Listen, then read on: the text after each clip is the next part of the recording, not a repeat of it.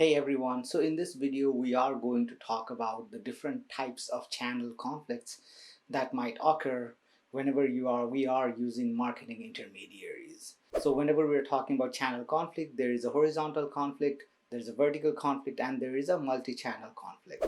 One of the reasons a few companies might decide to sell directly to the consumers is that this takes care of the possibility of any conflict occurring, because if you are directly selling to the consumers, then there are no marketing intermediaries in between.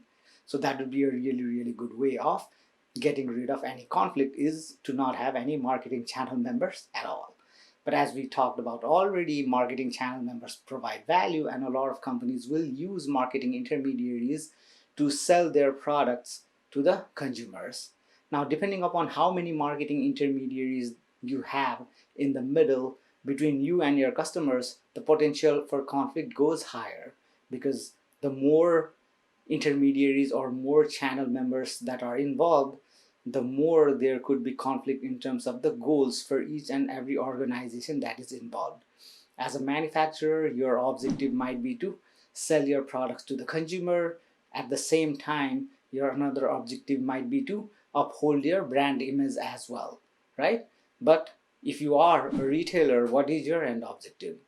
In most cases, the end objective of the retailer is to maximize sales, right? To sell as much products as possible. They may not necessarily care whether they are selling your product or your competitor's product, as long as customers keep coming in and they are able to sell their products. So your goal and the marketing channel member's goal may not be compatible, which means that there is a potential for conflict. When we talk about the indirect channel, there are a lot of different types of channel structures that you can use.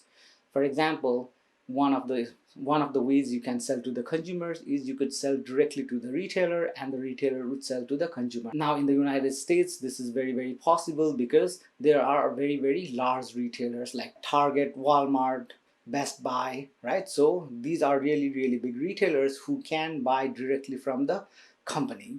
But in many other countries, or even in the case of the United States, there are many product categories in which the product moves through the distribution channel in a different way. So for example, you could be a manufacturer and you sell your product to a distributor or a wholesaler, and the wholesaler and the distributor sells it to a retailer, which might be your corner grocery store or other retail local convenience stores, and then they in turn sell it to the consumers. So in this case, we see that there are, in terms of the direct and indirect channel of distribution, more than one way of getting your products to the consumers. Now, when we're talking about the different types of conflict, let's start talking about the horizontal conflict. Now, the horizontal conflict, as the name itself suggests, is a conflict that occurs between the same level. So if you look at this particular diagram, you will see that the conflict occurs at the same level of marketing channel members, right? So retailers versus retailers, or wholesalers versus wholesalers. In this case, the conflict is horizontal in nature. So why do horizontal conflict happens?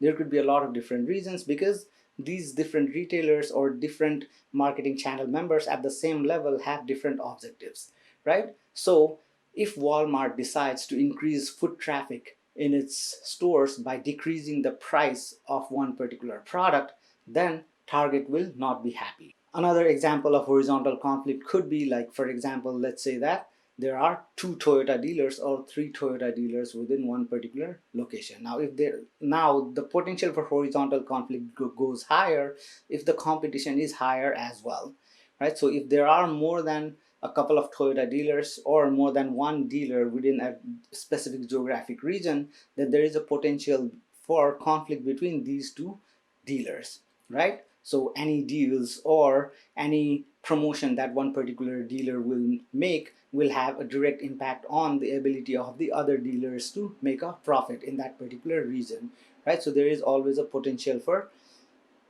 horizontal conflict between these two dealers to occur. Now another example might be, let's talk about the Toyota dealers itself.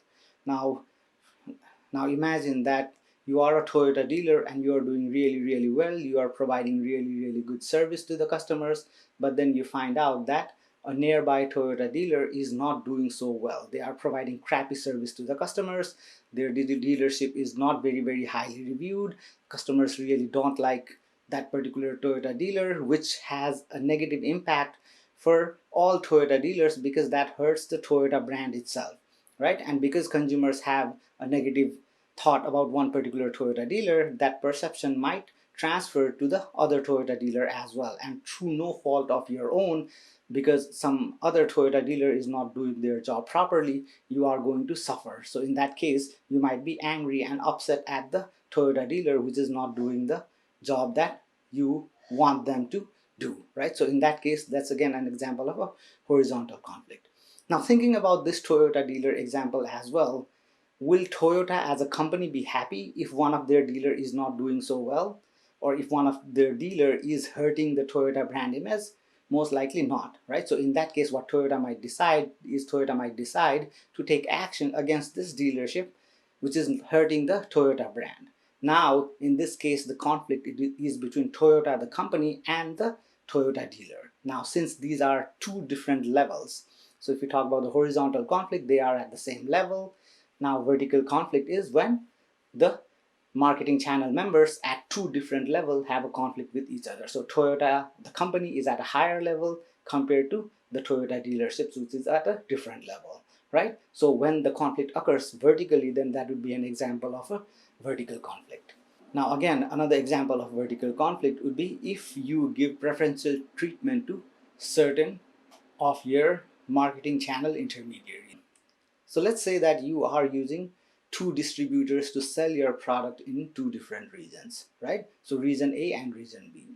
So if you for some reason find out that region A sales is not doing so well compared to region B, and you decide to give certain incentives or run advertisement or run sales promotion in region A so that you pick up the sales in region A, then this would mean that region B will not be getting the same marketing support as region A is getting, right? So this might upset region B because you are spending your advertisement dollars or you're spending money on trade promotions for region A, and the region A members are benefiting from it, but in region B you're not spending any of that marketing dollars, right? So the region B